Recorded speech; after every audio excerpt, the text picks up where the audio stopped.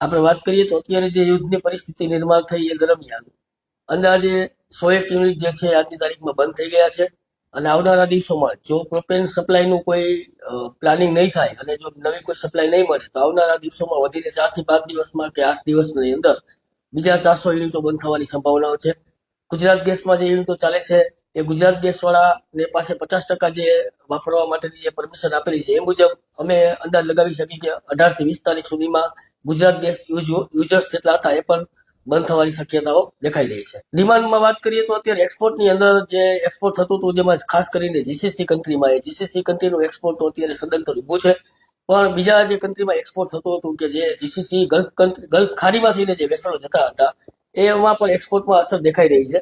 તો હાલ તો એવી કોઈ ડિમાન્ડ આપણે કહી શકીએ નહીં કે ડિમાન્ડ બહુ વધારે છે એવી ડિમાન્ડ, પણ જે ડિમાન્ડ હતી જે ઓર્ડર હતા એ પણ અત્યારે ઓર્ડર બધા સ્થગિત કરી દેવામાં આવ્યા છે. અને જે માલ બનેલો છે એ પણ ક્યારે લોડિંગ થશે એનું હજી અમે કંઈ કશું કહી શકતા નથી.